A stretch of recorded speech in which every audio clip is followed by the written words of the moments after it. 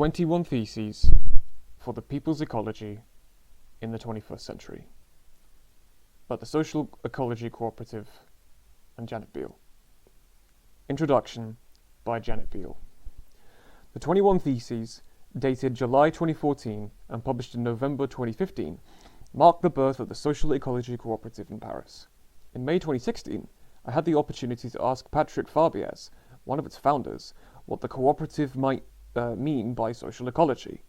He explained that it views ecology through the eyes of the poor in the global south. It advances an ecology of liberation inspired by the theology of liberation, a formulation of Christian doctrine seen through the eyes of the poor, especially in Latin America.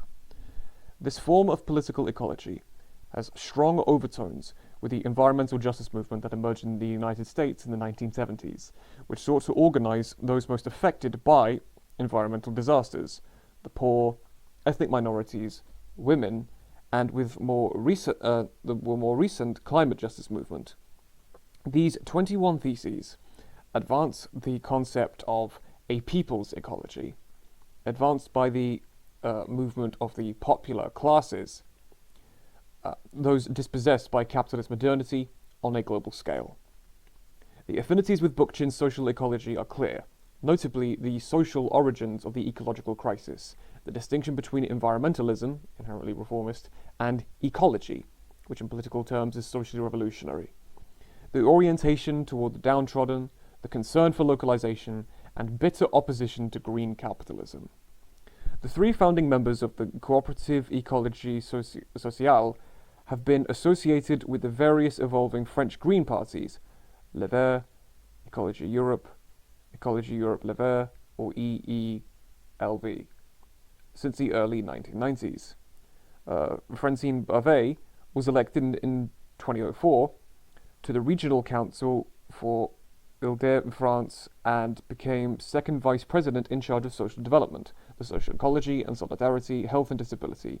She has since quit elective office and now organizes around local currency. Patrick Fabiez works in office of Noël Mamère, a deputy in the French National Assembly. Sergei Corando, an EELV office holder, represents French nationals in Latin America and the Caribbean in the Assembly. I am publishing its English translation here out of respect for the cooperative's effort to bring social ecology into the 21st century by casting it in global terms, and for its emphasis on environmental justice.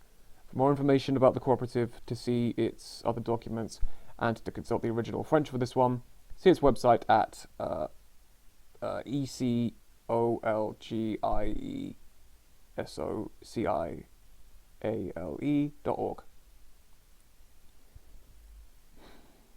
21 Theses for the People's Ecology in the 21st Century. The people's ecology is the political response of ecologists who refuse to resign themselves to the domination, exploitation, and alienation of the capitalist system.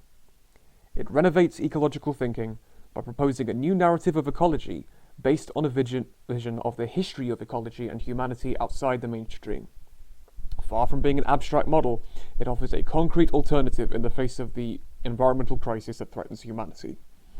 Building the people's ecology will recast the ecology project by conjoining the historic force of the poor with the defense of the planet and the commons.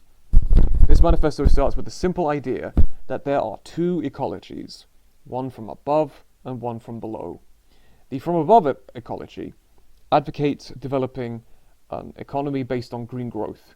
It seeks to be, in effect, the spare tire in the globalized capitalist system.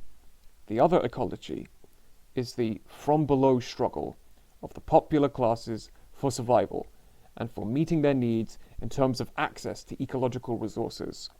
Between these two ecologies, the gap is widening every day, and it is necessary to choose. And considering the shock that is coming, the alternative must be a political ecology. 1. The global crisis we are experiencing is multidimensional. It is financial, economic, social, cultural, identitarian, and ecological. This last feature is the radically new element that is driving the world toward an existential choice. the barbarism engendered by market fundamentalism, or a politics of civilization in the lands of living well. The capitalist system, engaged in a logic of destruction, cannot be reformed, even if the green economy is making a final attempt to salvage a solution to its crisis. The civilizing mission of capitalism, based on the development of the productive forces, defended by liberal thinkers as well as some socialists, has led to disruptions of major balances in the Earth system that are poised to render human life impossible. Capitalism is incompatible with respect for natural limits. The ever more rapid destruction of ecosystems, the disruption of the climate, chemical pollution and the diseases it brings, the rapid decline of biodiversity, the degradation of the soil, the destruction of the rainforests, global social apartheid produced by the brutal development of inequality, and the rise of identitarian and religious violence are the main symptoms. These crises stem from the mode of production that became dominant over 2 centuries, capitalism, and the resulting patterns of consumption and mobility. This ecologically and socially unsustainable mode of development is leading the biosphere to collapse. 2. The only force that has anticipated this crisis is political ecology. Political ecology has several currents, but alone among all political families, ecology considers it necessary to change the model of development by reducing our ecological footprint, by defending the ecosystems of the planet against predators, and by protecting the commons while meeting fundamental social needs. Ecology, founded on the principles of autonomy, responsibility, and equilibrium, calls for embracing universal values of protecting the land and human and non-human rights. The ecology movement became political in the 1980s in Europe and in other wealthy countries when the defense of daily culture converged with the question of the survival of the human species and the inclusion of specific methods of implementing democracy. It was organized by the Green parties, whose social base corresponded to the post-1968 student generation that had grown up during the affluent post-war decades. This social base can be referred to as the middle class, which has high cultural capital at its disposal and lives in the urban centers of large cities, and it has configured political ecology in its own image and functions in its own interests. It advocates a politics of greening that sets standards from above and that regards adaptation to capitalism by means of a green economy as the horizon of political ecology. 3. Another ecology, issuing from the historic force of the poor, the ecology from below, arose in Asia, Africa, and Latin America. This plebeian ecology, emerging from the large majority of the planet, animates everywhere struggles for the survival of humanity and of biodiversity. Native to the social periphery, it mobilizes millions of women and men against the financial and industrial oligarchy that is destroying the planet and threatening the survival of humanity and the conditions for life among the dispossessed throughout the world, against the destruction of forests, against large dams, against the extraction of oil and mineral resources, and for the survival of their languages and cultural diversity, against industrial disasters, against environmental racism. The ecology from below currently has not been translated into a formal politics. When it appears within Green parties, it's most often a minority. It is expressed in organized social movements, MST in Brazil, Via Campesina, indigenous movements, and in the popular uprisings, the water war in Bolivia, riots in China, anti-dam movements in India. It is still seeking its references, but already it has become indispensable, especially during such major meetings of political ecology as Rio +20, or when tens of thousands of ecologists demonstrate against the green economy and its consequences and express through the Climate Justice Network the requirements of social ecological movements. Gradually, the people's ecology is spreading in Western countries, in peasant communities fighting industrial agriculture and the chemical industry, in popular neighborhoods where pollution is invisibly concentrated, and diseases related to the environment, the consumption of junk food and the resulting obesity. Faced with the accumulating social and ecological injustices, a new political ecology is both possible and necessary. 4. These two poles of political ecology have their roots in an earlier story that has been divided since its inception.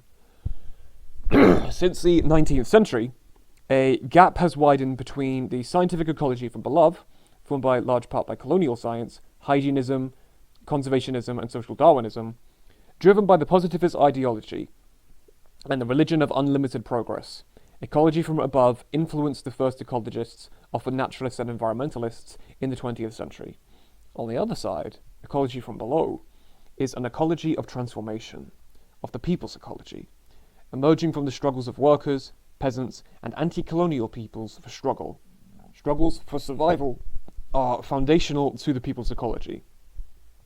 The popular classes will defend not only their material conditions of life, but also their natural environment, as capitalist modernity destroys their civilization. Capital has destroyed the conditions of life and work of communities and of peasants and artisans in the name of progress, science, and reason. In this sense, the right, as well as the left, have achieved a historic compromise based on liberal individualism. If we want to stop this process, the first task of the people's ecology is to decolonize the collective imaginary of the left and of ecology in fighting this religion of progress and scientism, which is the basis of middle-class domination over the popular classes. The Terra Nova Foundation calls leftists unconcerned about the future bobos, since they have de facto abandoned the popular classes in favor of abstention or the National Front. In doing so, they are following the logic of socialism and scientific ecology in despising the socialism of their origins, of workers, of indigenous people and peasant movements, claiming they are now archaic. The decolonization of the imaginary thus contributes to the rediscovery of the values and history of the disinherited, who are the exact opposite of the market society based on profit and competition, exacerbated among individuals.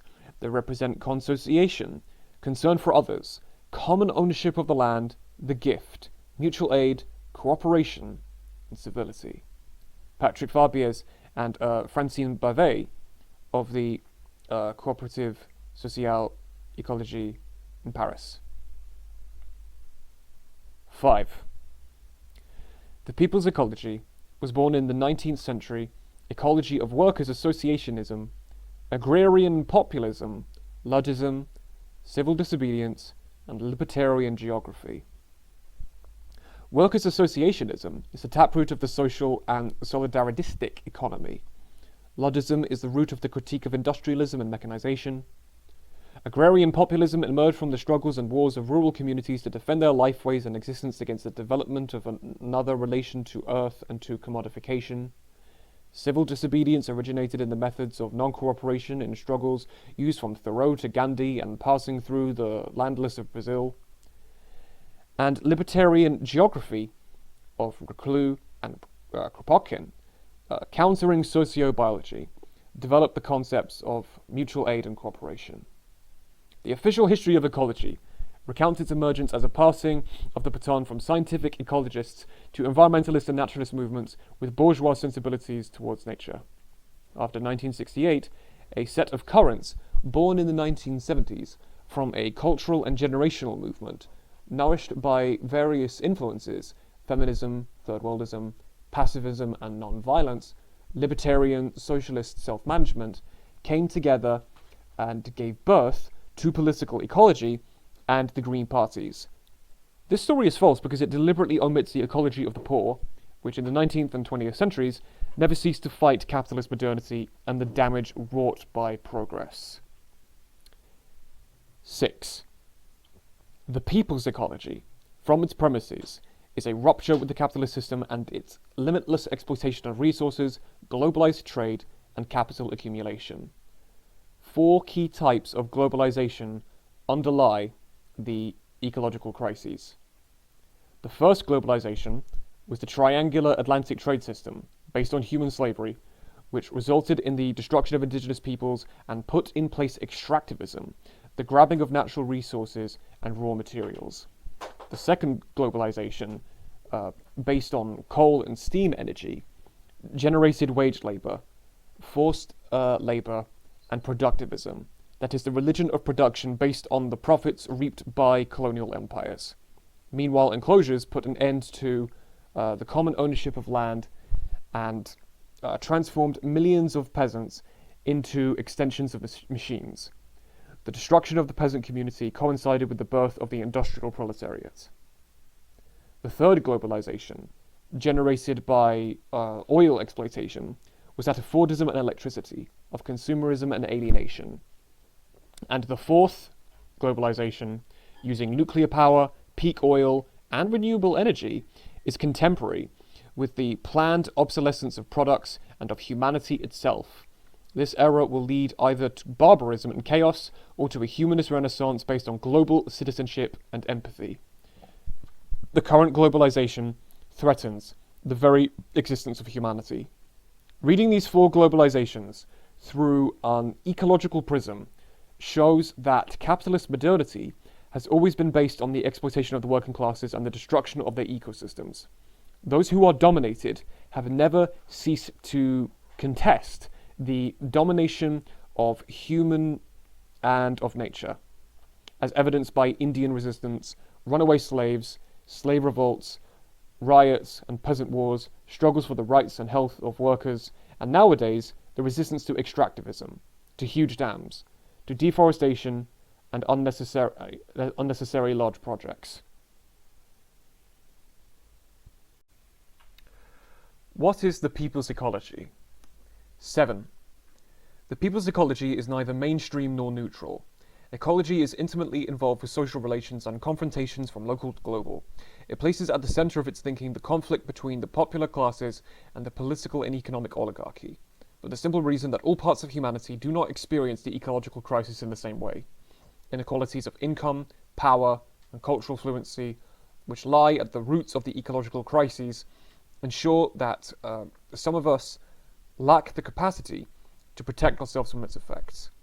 The aim of the people's ecology is to eradicate social inequalities, starting by decommodifying water, air, earth, and in general all public goods, like health, education, and culture. The financialization of the world is the highest stage of the fetishism of commodities, where the only standard is king money, and the level of material wealth is the index of calculating happiness. The people's ecology, against the dictatorship of the economic, has taken sides, and its preference for the poor finds strength in defending the living conditions of the poor, the disinherited, the dispossessed, the outcasts, and the unseen, to better fight ecological disaster. The crises in climate, energy, and ecology will not be resolved within the mainstream, but in the confrontation between the forces of global economy and the people who are directly threatened by the crises. The people's ecology is a political and ideological current of the green and international ecology movements. It distinguishes itself from other tendencies, like environmentalism. This tendency reduces political ecology to nothing more than protection of the environment. But political ecology is a comprehensive and systemic approach to the relations among people, society, and nature. An environmentalism that only defends wildlife limits itself to one aspect of ecology, and when it enters the political field, becomes a NIMBY-type corporatism. But also other tendencies like deep ecology. This form of anti-humanism emerged from conservationism, which has always excluded human beings from the ecosystem. Founded by the Norwegian philosopher Arne Naes, this school of thought is based on biocentrism, which reduces to anti-humanism. Although the people's ecology criticizes anthropocentrism, it is not to be confused with an ecology that sets human beings outside of nature. Liberal ecology, sustainable development, green economics, and in general, all those who want to place ecology in the service of greening capitalism. Liberal ecology, which reveres efficiency, is based on the commodification of ecology. It believes that nature has a price and that its economy can be regulated to preserve nature for future generations, supporting a historic compromise with the capitalist system, which it considers invincible, and develops suitable mechanisms like carbon markets. The people's ecology. Pursuing the ecology of transformation, this radical ecology includes supporters of degrowth, eco-socialism, and social ecology. The ecology of transformation believes that capitalism cannot be reformed, and it sets about creating the conditions for overcoming it. through social practices, concrete struggles, and the elaboration of a political project that takes recourse neither to the laws of the market nor to the state as the supreme saviour. 9. The people's ecology is not eco-socialism. It is not a copy and paste of the theses of scientific socialism and ecology. It is not a successor of productivist socialism, but exists as an alternative to it. So-called scientific socialism is based on the belief that development of productive forces, desired and supported by the bourgeois, has created the conditions for its own overthrow by the very class it helped form, the modern industrial proletariat. This concept was reinforced by the ideology of progress, the deification of science and technology, the development of technology at all costs, regardless of its consequences, the disproportionate importance given to the role of the nation-state, and the negation of community identities. But capitalism went on to destroy peasant communities, the lifeways of artisans and tradespeople, and it enlisted millions of workers into an industrial army with no reference beyond the industrial and productivist revolution itself. In the colonies, it attacked ancestral civilizations based on the lands of the people it claimed to assimilate and civilize. The critique of technology is another difference between eco-socialism and the people's ecology. Marxism believes that technology is a neutral instrument that can and must be put at the service of the working class, that technology is a decisive factor for social transformation and progress. By contrast, the people's ecology considers that technology is becoming ever more autonomous and is endangering humankind and the earth. Nevertheless, eco-socialism is the intellectual tendency closest to the people's ecology. The overlaps are numerous, and therefore they can work together as part of the same international network. 10. The people's ecology is not the same as degrowth. Even if the principles of degrowth are applied to the entire world system, the people's ecology still finds it necessary to guarantee food, education, and health care for the popular classes. Fair cultivation in these areas requires a model of eco-development based on social and ecological justice. In the South, the poorest countries, but also in emerging and Western countries, this can translate into a policy of reparations, such as compensation for financial or ecological debt. The popular classes who have been excluded from the system may then get a boost through the growth of consumption and production in some areas. If decline in the ecological footprint is to be an absolute rule, it must not come at the expense of the popular classes. Degrowth cannot mean recession. On the contrary, it must replace the quantitative growth of capitalism and its logic of accumulation with the logic of qualitative growth, which implies significant quantitative degrowth primarily in the dominant capitalist countries. 11. The people's ecology is an ecology of liberation. It is an ecology of the poor in Latin America, Asia, and Africa. Its founding figures are Chico Mendes, Vandana Shiva, and Ken Saro-Wiwa.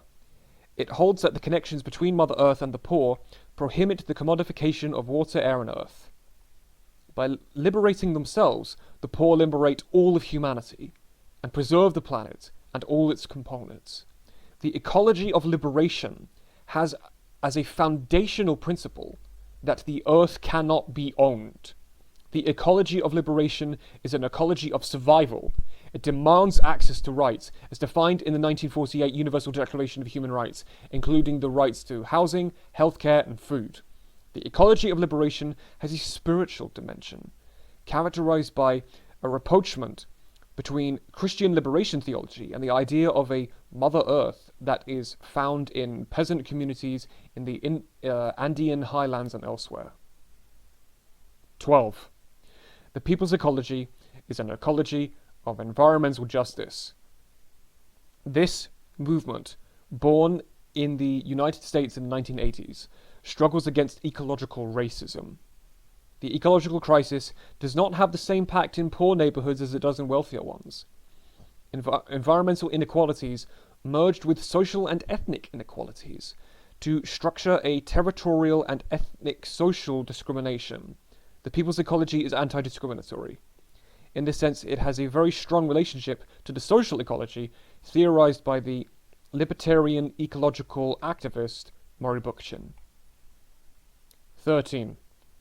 The people's ecology is an ecology of the commons.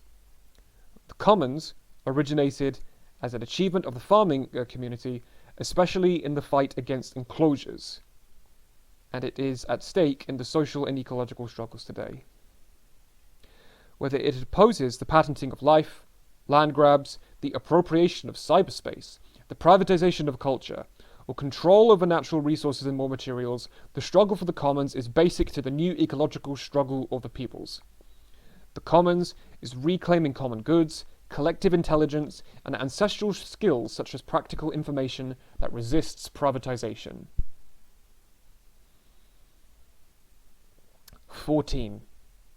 The people's ecology is a transnational and ultra-globalizing ecology. It rests on organizing social forces such as the peasant movement La Via Campesina, movements against deforestation and large dams, the movement for climate justice, the movement against the imposition of large useless projects, the movements of indigenous peoples for survival, the movement for free software, and eco-unionism. It participates in the ultra-globalization movement at social forums. 15. The people's ecology has affinities with eco-unionism. Workers' struggles against social and ecological injustices are part of the people's ecology. Struggles for occupational health against asbestos, lead poisoning, and toxic products are an essential dimension. The people's ecology, like eco-unionism, advocates self-management. It advocates the direct management of companies on a federalist and decentralized model, but also user-citizen control over production and the environment. 16. The people's ecology is eco-feminist. The patriarchal capitalist system has oppressed and exploited women as it has the land. Ecofeminism holds that protecting the integrity of life in all its forms against patriarchal domination is a unified fight. Industrialism has not only turned nature, but the female body into merchandise. The domination of nature by humans is intrinsically linked to the domination of woman by man. Humans cannot establish a new relation with nature without changing human relationships between women and men. Ecofeminism advocates principles such as reciprocity, solidarity, mutual aid, sharing, trust, care for others, respect for the individual, and responsibility with respect for all ecosystems. 17. The people's ecology is cosmopolitan. The preservation of human diversity is an essential element in the struggle for the defense of the planet. 6,000 peoples compose the planet, and the preservation of their languages, cultures, and identities is a key feature of the ecological struggle. Financial globalization tries to standardize culture by imposing a standardized language and cultural production. The War of Civilizations, advocated by the American neoconservatives in the 1990s, gave rise to a globalized racism against people who reject the New World Order. There is no national ecology. The people's ecology is borderless and fights for global citizenship. Cosmopolitanism is the humanism of the 21st century. The strategy of the people's ecology. 18. The people's ecology fights for the creation of a new historic bloc, the Coalition for the Commons. The struggle cannot depend on the cultured urban middle classes, but must bring together those who represent the modern proletariat, intellectual workers, the precariat, parts of the industrial working class, petty officials, and peasant workers. The people's ecology's allies in this new historic bloc are all the movements that fight for access to rights for everyone and for an ecological democracy. This bloc as a coalition for the commons.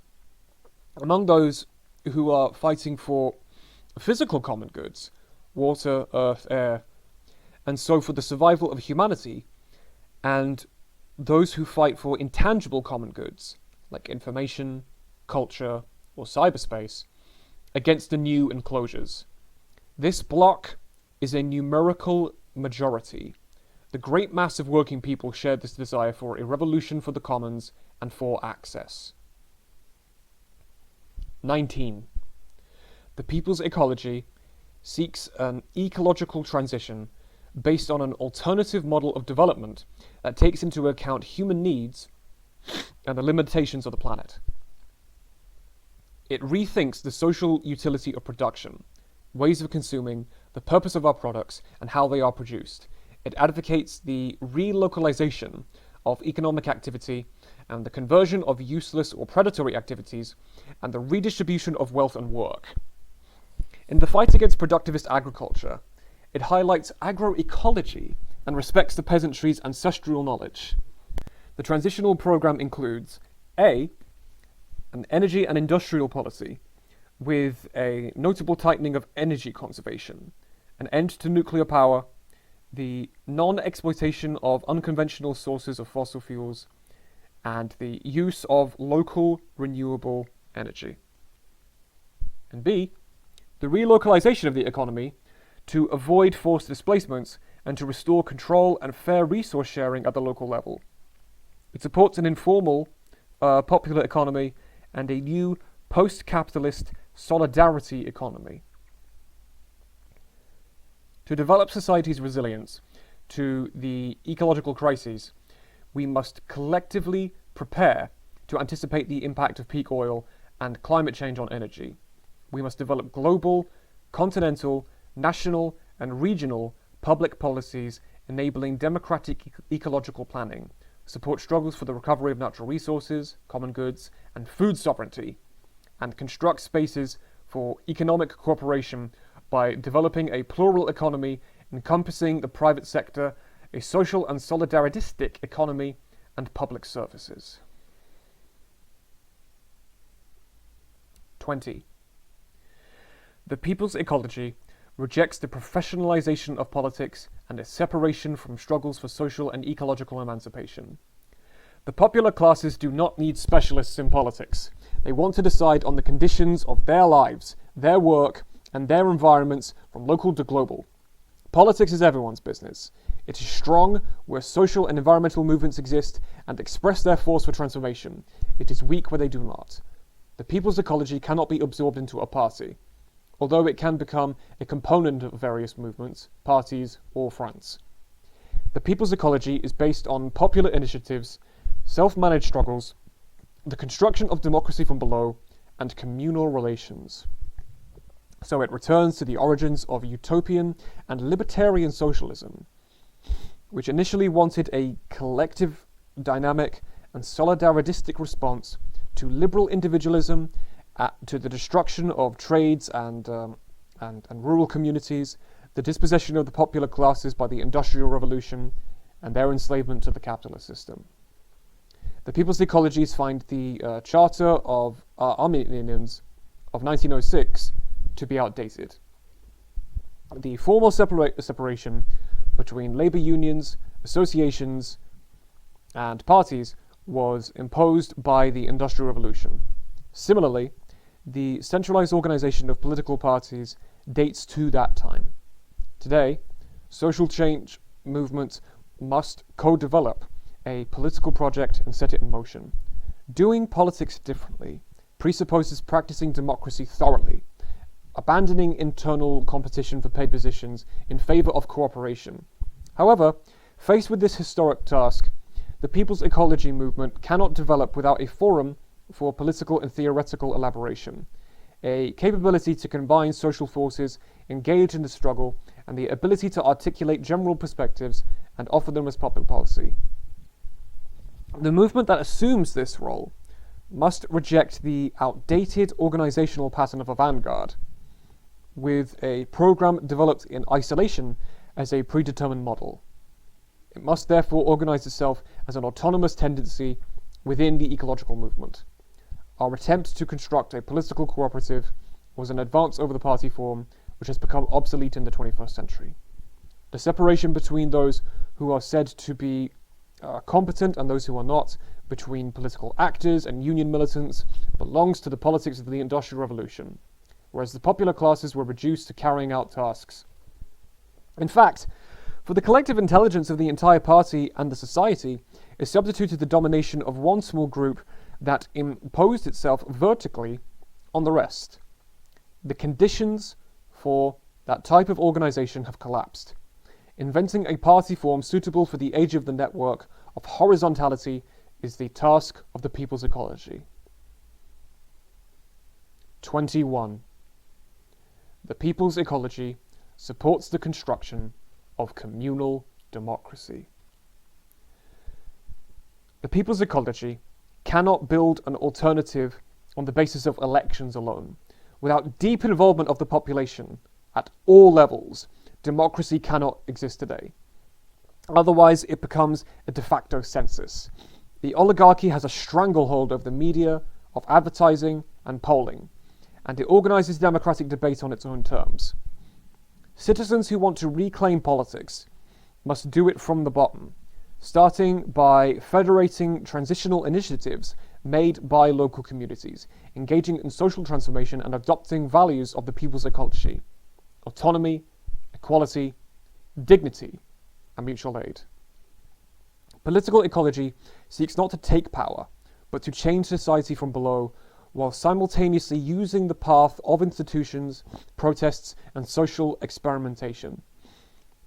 This strategy implies the exercise of power issuing from below, controlled by citizens, mobilized in line with the federalist and self-management movement. It continues today in the social movements that want to liberate spaces rather than frontally attack state power. It does not exclude the question of the state from its thinking, but it considers that the transition will give rise to a system of self-government where citizens establish their own power in municipalities, regions, and companies.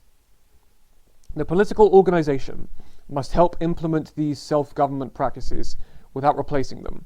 Communal democracy presupposes the construction of a federative republic at all levels.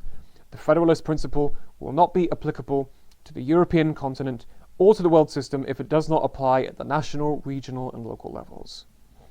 Regarding political alliances, the people's ecology hold that the participation of majority coalitions for social transformation is the way for ecologists to become the cultural and political majority.